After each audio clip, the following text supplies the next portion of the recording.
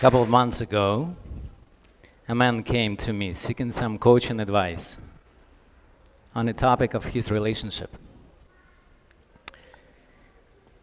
He was divorced for 2 years already, and he wanted to find a new love, new partner, new intimacy, but he couldn't. And while he was sharing his struggle, I noticed something very interesting. He still had his wedding ring on his finger. He hadn't taken it off, even after all this time. You don't have to be a coach or a psychologist to realize that, he is stuck.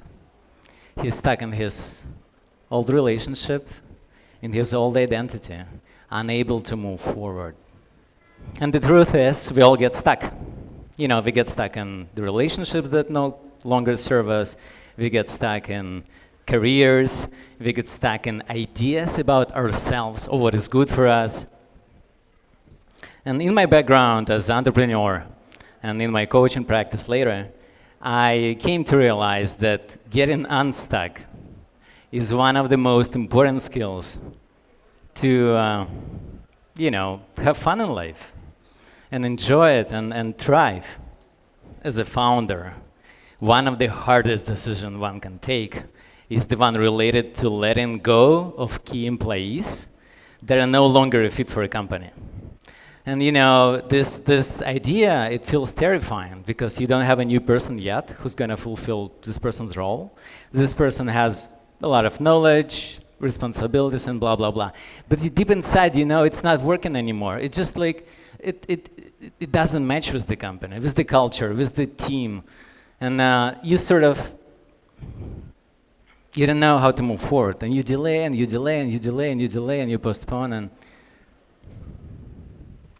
it's only later that I came across a research that, where the researchers investigated this case, this scenario, and they asked many founders 3 weeks after they made this key decision of letting, employees go, what were their top reflections. And the number one was, why haven't we done it sooner? And my experience, I totally get it. It's very much the same.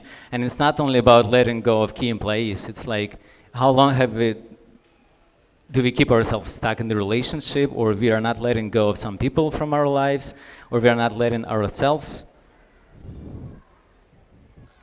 into something new because we have something old. There is this metaphor of like leap of faith, right? It's like you jump and both of your legs are in the air and there is no support. It's like you say no to something, but you don't have your yes figured out. So I look at it differently. I say, this no, the moment you realize there is a no inside you, the moment you realize it's a no-go, this no stands right behind your back as the very solid piece of support you can rely on any time. You don't have to know your yes in order to move forward. Your no is enough. The second misconception I come across quite often is very well summarized by the question you probably all try to answer. Where do you guys see yourself in 5 years?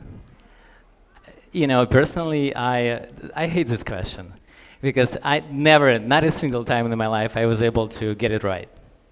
And I'm going to share my example.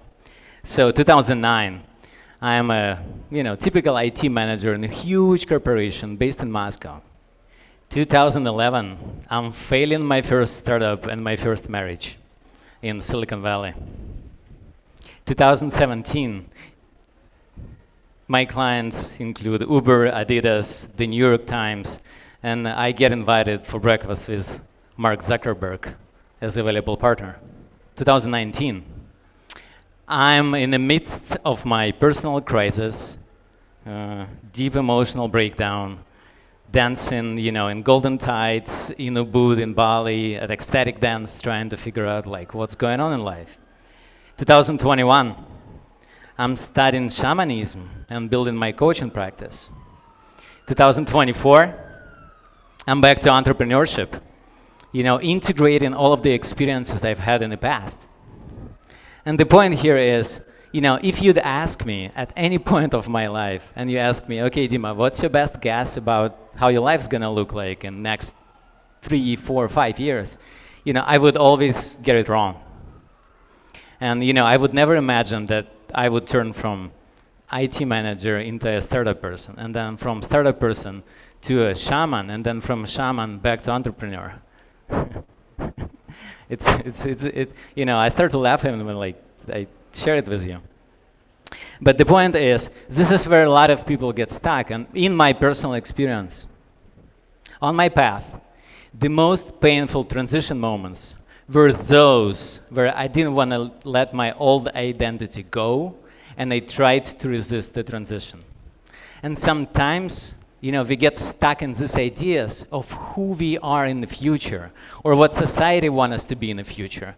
We get stuck in them so that it stagnates our growth and movement.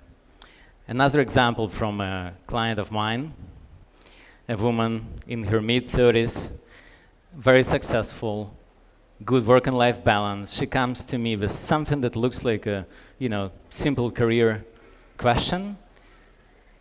She asks me, she wants to find her next bold move in her career.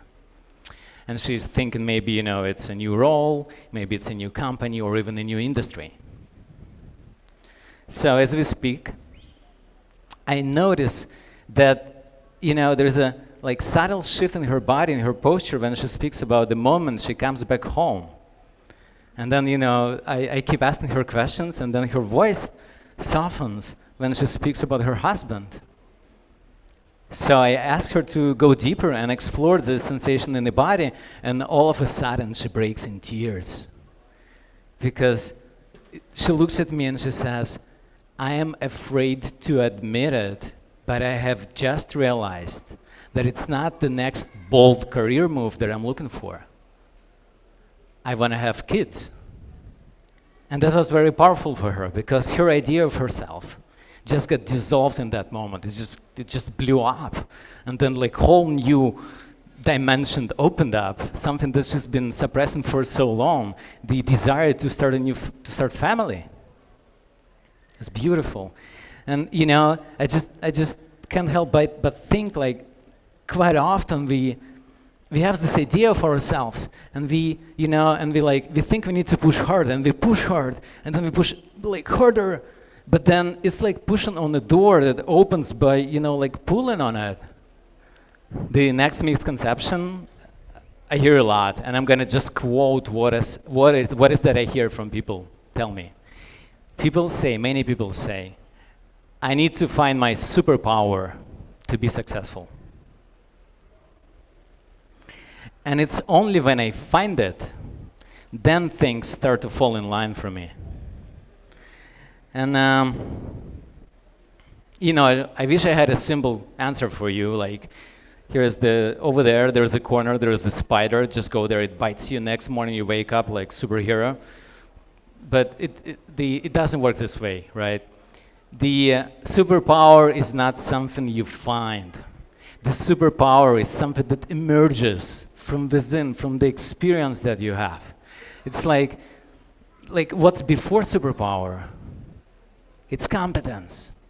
What's before competence? It's repetition. What's before repetition? It's the very first step. Another story of a client of mine, a woman in her 50s. She's coming to me after having a 25-year-long marriage, and she comes to me and she says, I am afraid that I will no longer be able to find my new love because she thought that her beauty, her youth, her superpower was in the past. It was in the old days that are gone now. So I gave her a challenge. I asked her to strike up a conversation every day with a man, different man, about sex. Not in a way like, hey, how you doing? Did you have sex today? No, never mind. But in a natural, unfolding, organic way. And then at first, she hated it. She's like, I'm not gonna do it. Like, it doesn't make sense. It's scary, and it's just I'm full of shame. But then, gradually she starts to embrace it, like bit by bit, and she starts to have these conversations. And that was her first step to actually build this beautiful, flirting, playful, feminine energy that sparks, in a contact with another man. 4 months later, she sends me a picture. She lost 10 kilograms. She found a new partner. And she's just glowing, this something you don't mistake. It's just this beauty of a woman who rediscovered herself. But she didn't just find herself, she built herself step by step through action. And I have the last one for you. Maybe you're not gonna like it, but I'm still gonna, say it. People, they listen to all the crazy ideas that I have for them, and they're like, okay, we will do it if we're gonna get what we want. And it's a basic human needs. We all want guarantees, right? We want guarantees as a way to, if I do that scary something, then it's gonna be better for me. Like we all want safety, and we all want certainty. And because of that, we fall into the trap of stuckness again. Because we try to control the outcome too much. We don't end failing relationships. We do not change careers because we want the guarantees that the next career is going to be more successful than this one. We don't follow our hearts to do some crazy things in life. And we don't follow our hearts because we want guarantees that if we do this crazy thing, we're still not going to be rejected by other people.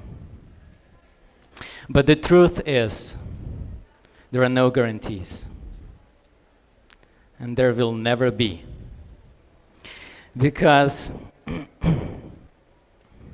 it's not the guarantee of success that moves us through life. It's the ability to move without having one. And when we step into the unknown, when we take this action, when there is no certainty, we build this capacity of ourselves to navigate through life's vulnerability. And we're training ourselves to thrive, not because we have all the answers in life. We're training ourselves to thrive because we learn that the real power lies in the movement itself. And I want all of you to, right now, do a deep inhale with me and hold your breath. 3, 2, 1. Inhale. And hold it. Keep holding it. Keep holding it. Feel the discomfort in your body. Feel this urge. Keep holding. This is how this stuckness feels like. And now exhale. Yes, yes. Feel the flow. Feel the beauty of the movement. This is how your first step feels like.